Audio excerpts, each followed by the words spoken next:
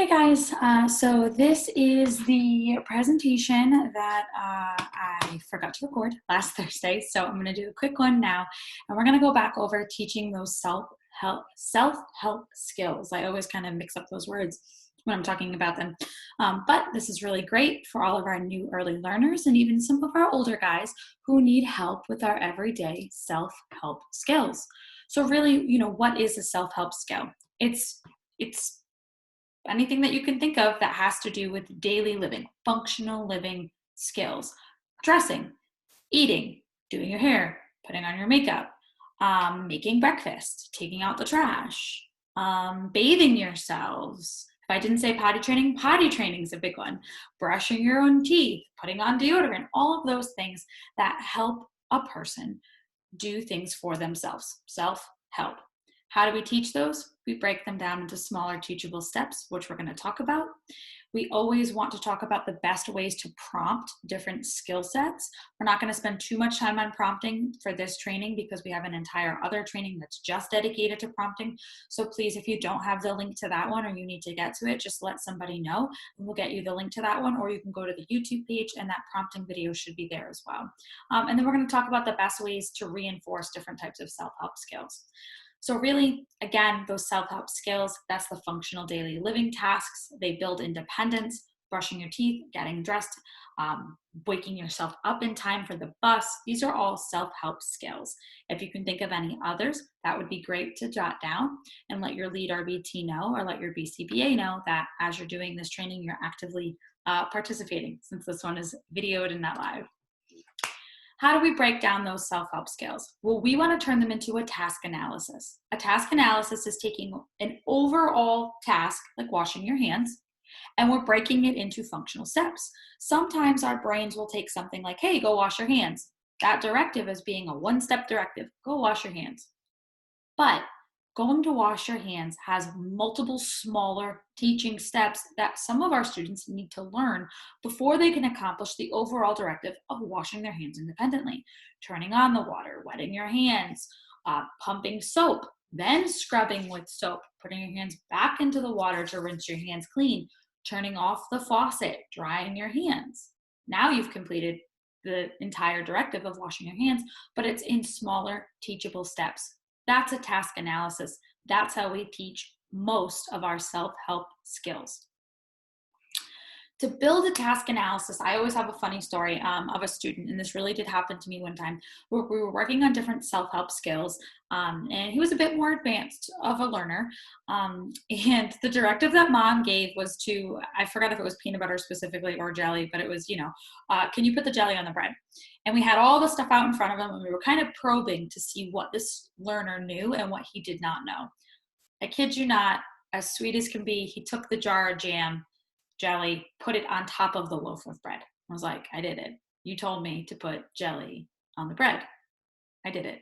So yeah, he technically did what was asked of him. But this is where those building a task analysis comes in, teaching those self-help skills in smaller steps. We needed to teach him every step. Now, did it take months to teach him every step? No. Does it take some of our learners months to learn every step? Yes, that's okay. That's why we break it down into a task analysis.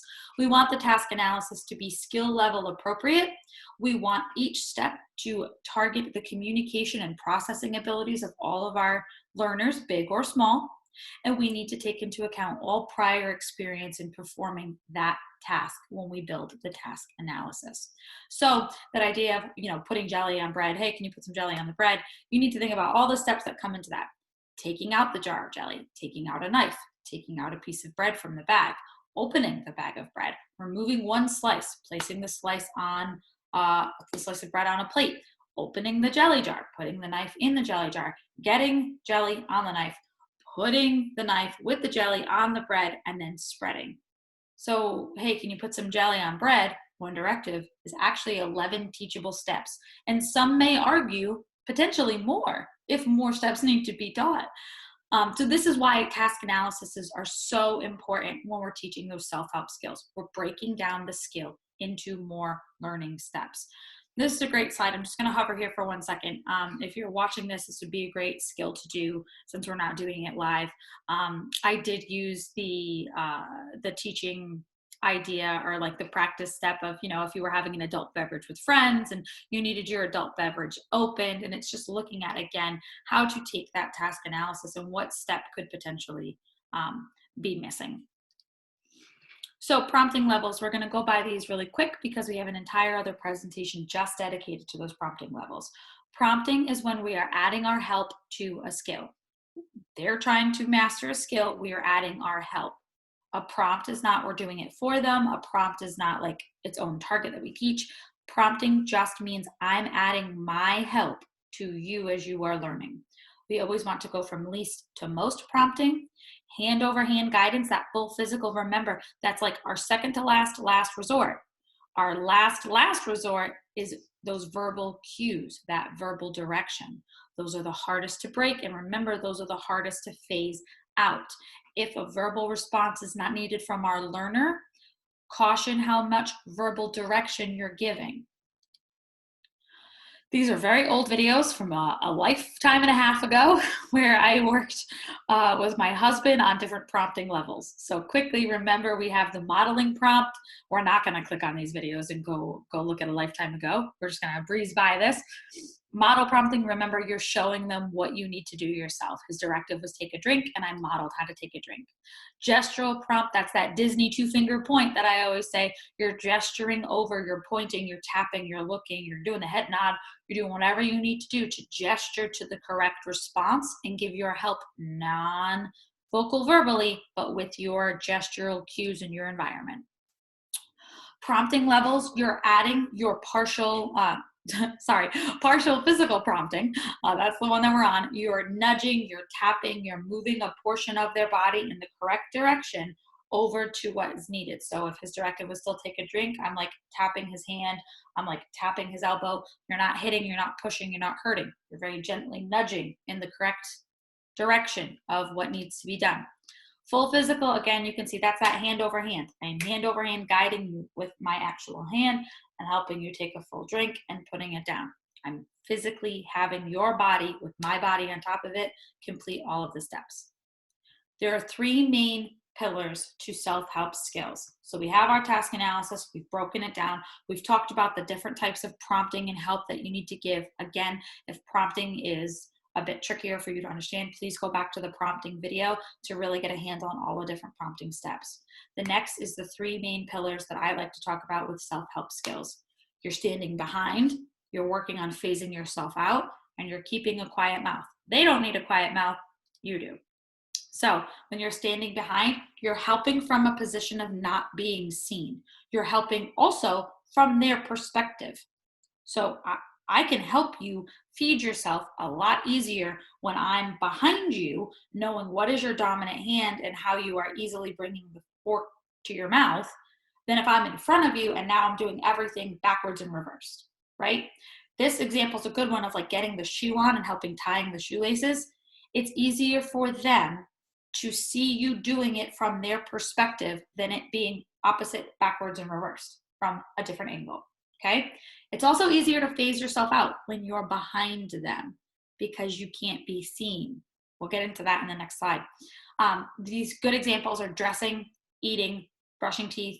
For girls, it's like combing hair and stuff too. Not that boys can't comb their hair, but sometimes girls are doing a lot more brushing their hair because they typically have more. Not always, but sometimes. Phasing yourself out, you're gradually exiting the picture, okay? When I'm phasing myself out, I think of it like a rolling chair and I'm just like slowly rolling away. Like a kid on a bicycle that's got training wheels and you took the training wheels off and you're holding the back, but they don't need you to hold the back. You're gonna slowly let go and back up without them noticing. Same thing here. You're getting out of the picture because you're increasing independence. You are slowly giving them the control to dress themselves. Give them the control to brush their teeth. Give them the control to, I ran out of good examples. I don't know, maybe put mascara on, depending on the age level of your learner. Put mascara on themselves. So the goal is for you to help them with the skills by standing behind, and you're helping a little less each time. We want them to be independent with this. We don't want them to be dependent on help. Staying silent, keeping that quiet mouth. Verbal cues are the most difficult to phase out. I talk about a lot of learners who are 16, 17, 18, 19, 20, 21, 22, who still will maybe go to the restroom, put on different articles of clothing, and you hear them, whether loudly or not so loudly, reciting to themselves all the steps in the task analysis that they've heard throughout the years.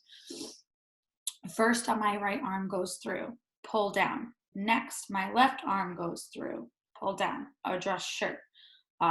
My toes go in the shoe first. Push heel down. Fix my tongue. Pull laces. Crisscross underneath. Pull. Bunny ear, cross, loop, pull. These are things that I've heard kiddos say. Other clinicians have definitely heard kiddos say. It's because, unfortunately, those verbal cues were so strong in teaching that skill. Those verbal cues are the hardest to phase out. Honestly, like, how do we phase it out? We can't stand behind with our verbal cues. We can't make them softer because then the kiddo can't hear. We're stuck. There are ways to phase out verbal cues with picture cues. Maybe if the child can read, you can write it down so they're reading the steps. There are definitely ways. But if we get into the habit of just verbally directing them through each step of the task analysis, they're becoming dependent on our voice. It's the hardest to phase out. Verbal cues for these tasks do not elicit a verbal response from them. If you're walking somebody through the steps of how to brush their teeth, they don't need to talk back to you. It's not the same as asking, hey, what does the cow say? Then they need to talk back to you in some way, shape, or form. But if you're saying, put the toothpaste on the toothbrush, bring the toothbrush to your mouth, brush left to right, they don't need to talk. So keep your verbals low as well. Teaching self-help skills falls into the category of chaining. There are 3 different types of ways to do chaining: a forward chain, a backwards chain, and a total chain. All 3 are different and unique, and we're going to touch on all of them because when we're teaching a task analysis, all 3 of these teaching styles come into play. Forward chaining. Think of a literal chain as you go. Links in a chain. You are teaching a skill from the first task to the last task. That means they're mastering one step at a time in the sequence that it goes, starting from the beginning to the end. You have to master the first step in the task before you're moving to the second step. But that doesn't mean they're just doing one task. So if my link is A, B, C, I'm teaching through my prompting levels, step A. B and C, I'm immediately helping them through it. I can move to the highest prompting level needed that's not vocal and help them get through that. But step A, I'm testing for independence. I'm making sure I'm trying to phase out. I'm collecting data on that step, and I'm seeing if I can back up and let them master that step because I'm actively teaching step A. I'm forward chaining. I'm teaching step A. I can fully help through step B and C. Different examples of this. If the directive was to go get your shoes, the task analysis could be open the storage area where the shoes are kept, take out your shoes, place your shoes on the floor. I'm teaching the step, open the storage area where the shoes are kept. I can help my learner put the shoes on the floor, take the shoes physically out, and then put the shoes on the floor. Another shorter example is if you had to teach the skill of take off your hat. If your learner didn't know how to take off their hat. 2 real teaching steps in that task analysis I outlined: grasp your hat, pull it off your head. I'm teaching grab the front of your hat. So I'm using least to most prompting, testing for independence, tracking data on get your hat. I can help them take it off. That's how a forward chain works. A backwards chain, I love this picture so much. A backwards chain does not mean you're teaching the skill backwards to forwards. That's a common misconception. Please do not get tripped up by the name. You are still teaching the step from A to C. You're not teaching it C to A. But you are teaching and trying to master out the last step of the chain first. So let's look here because I think these help a bit more. We're starting at A. We're still starting at the first step in the chain. but I'm fully helping you through A, I'm fully helping you through B, and when we get to step C, I'm backing off a little. I'm testing for independence. I'm tracking data on how you do. I'm using my least and most prompting. Step C is the step I want you to master first. A good example can be washing hands. This has definitely been done by me and other clinicians as a backwards chain. You're fully helping them turn on the water, put their hands in the sink to wet their hands. You're fully hand over hand helping them to get the soap. You're making sure that they're scrubbing their hands with all your help. You're rinsing their hands off in the sink. Then you're helping them turn off the water. And then when it comes to drying your hands, you're backing all the way off. You're waiting. 1 Mississippi, 2 Mississippi, 3 Mississippi. They still haven't done anything. You're gesturing over. Hey, oh, look, oh, I'm going to model drying my hands. 1, 2, nothing yet. Gesturing over to drying your hands. Okay, now they go over and dry their hands. Great. We taught the last step of washing your hands, which was drying your hands. As they master drying their hands, the next step you learn, you move to teach is turning off the water. So then the next time you're doing it, when the last step became mastered, and now let's say you're moving to the B circle, that's right here, right? They've dried their hands independently. Now as you're teaching the next step in the chain, you're still using backwards chaining. So you're still hand over handing with everything about washing your hands, but then you get to the second to the last step, which is turn off the water. Now you're backing off. And you're waiting to see if they're going to turn off the water. You're gesturing over to the water for them to turn it off. You're testing for independence. You're prompting least to most. You're tracking data on that step. And then they already know how to dry their hands because that's a mastered skill.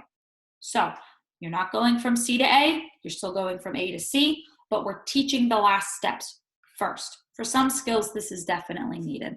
The same examples I had before, I'm gonna jump down to the taking off your hat one. If we were teaching this with backwards chaining, I would help them grasp their hat, but then I'm gonna wait to see if they immediately pull it off their head. I'm going to test for independence on pulling off your head. I'm going to track data on pulling it off your head. I'm going to check all these other elements of pulling it off your head because that's my last step. That's my backwards chain. The last one is total task chaining. It's a variation of a forward chain. It's basically a child is receiving coaching on each step of the chain as needed. So this is really good for times when a kiddo might definitely know how to turn on the faucet because maybe they like playing in the water. Right? So they can definitely turn on the faucet. They can definitely stick their hands in the faucet, but they're not actually going to like pump the soap, scrub their hands. But they're definitely going to put their hands back under the water because they want to play with the water. Then they're not going to turn off the water because they want to keep playing in the water. But after you help them turn off the water, they might dry their hands. So what they can do, what they have previous experience with, what their cognitive ability is allowing us means you don't technically need to go from A to C, and you don't really need to, teaching wise, you don't need to do a backwards chain and make sure they learn C first and help through A and B. Really, what we get at is you're teaching and helping as needed with each step. So step A and B could already be mastered out. So then you're teaching and testing for independence on C and D, but then E and F, they know. So it's looking at the previous experience of the learner. So this one is definitely more case specific to the learner that you have. You can help and teach each step that they potentially need help in teachable moments on. That is, again, very client specific. That would be brought to you directly from a clinician to tell you, hey, this is a total task, and then they would re-go over with you exactly which steps of that task you're helping with. To wrap all this up, I just really want to go over potty training super, super quick. Potty training is a big self-help skill that we always talk about. So with potty training, it's important. It's an important self-help skill to master. We can all tell you that. It can be a difficult one due to the mess, the time, and how the steps are broken down. You have to stick with it. It can be changing and it can be confusing. So it can make it kind of a dynamic self-help skill, even though it's the most important, it can be a bit more difficult to do. Remember, there are 3 key aspects to self-help for a smooth potty training experience. Child's got to have a full bladder. They got to be able to know somewhat how to bring their pants up and their pants down. It is going to build confidence, so help it build confidence with reinforcement. And relax. They've got to relax, but really, you as the teacher, the parent, the clinician, you guys really got to relax. Full bladder, you can't use the bathroom without it. Increase the fluids, make sure they're hydrated, make sure they're drinking. Even if you're working on bowel movements in the toilet, hydration is still one of the biggest things to do. If a child needs to increase any fiber foods, that again would come from a clinician as directed by a parent. Please don't take that upon yourself without clear direction from your BCBA, a clinician, and the parents. Pulling your pants up and down, that's a good self-help skill to practice for dressing and for potty training. If they are actively potty training and you guys are taking the kiddos to the bathroom more, try to encourage the parents to not bring them with like buttons and zippers and like corduroy pants that have like 9 buttons to them. It's going to be difficult to get off if you really got to go. So make sure things are coming down easily and coming back up easily. Tip, elastic waistband, especially in warmer climates like I know some of you are, like the basketball shorts that have the nice elastic waistband, or maybe like the skirts or the shorts, and you know, the elastic waistband and everything else is a bit looser on the bottom. Those are really good potty training pants. This is going to build confidence. It's going to give them confidence, even if they don't say it. It's going to build independence, which is amazing. Everyone wants that for the kiddos we're working with. They're going to feel accomplished. You're going to feel accomplished too. And it's going to give them a level of privacy that they need as human beings, especially as they age.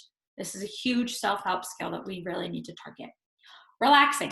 No one's going to go if they're stressed.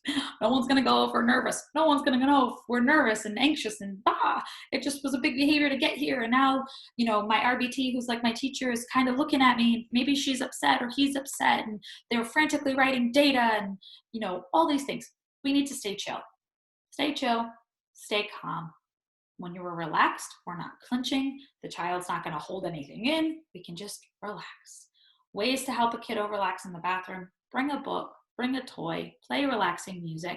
If you have an app on an iPad, on a phone, or like a tablet or anything like that that has to do with potty training, I know there's some interactive ones that a lot of clinicians use that can work too. And then also, if it's age appropriate and your learner is safe in the bathroom, totally give them privacy. You know, if they're at a cognitive level and an age level that they should have privacy, give them privacy. Reinforcement. Get pumped, get excited. This is huge. This is so exciting. This is so great. You are making so many positive changes in these kids' lives. So encourage them, reinforce them. It's going to go a long way. If it's an edible that they like, give them the edible. If it's a toy they like, give them the toy back in their room. If it's bubbles, if it's singing, if it's tickles, if it's hugs, if it's telling their parents immediately when their parents pick up, whatever we need to do, encourage them. Make it fun. If their fun thing is going to play in a gym after they've successfully gone to the bathroom, let them go play. Give them that break. That's a big deal too. Sometimes we want that. Just make sure that you're staying highly motivated, they're staying highly motivated is going to go a long way. Remember, motivation and reinforcement are like our kiddos' paychecks. They're gonna want to get what they deserve for working so hard. We need to give that to them. Helpful tips, make sure we're following through, but not like the whole I'm in control, you're not in control type of follow through, but make sure you're giving directives that are appropriate, and try not to give a directive that can't be followed through at that time. That's going to relate more to a different behavior management video, so please make sure you check those out or you're there for those trainings. Make sure that any big self-help changes is going to happen. I put on a Friday evening. That's for like parents at home so that they can work on it Friday, Saturday, and Sunday. For you guys at a clinic, try to do it on a Monday so that you have the rest of the week to work on a big self-help change. And really think about what you could do to help self-help changes. This says at home. This was recently updated for a parent. So like think about it for the clinic. What can you do in the clinic setting at your clinic with your kiddos to increase and encourage self-help skills? Remember our high points. You can pause it, you can read through this, but remember our high points from our presentation today. If you have any questions, comments, concerns, or if you need me in any way, please feel free to reach out. I hope this self-help video and training was helpful, and I will talk to you guys again soon.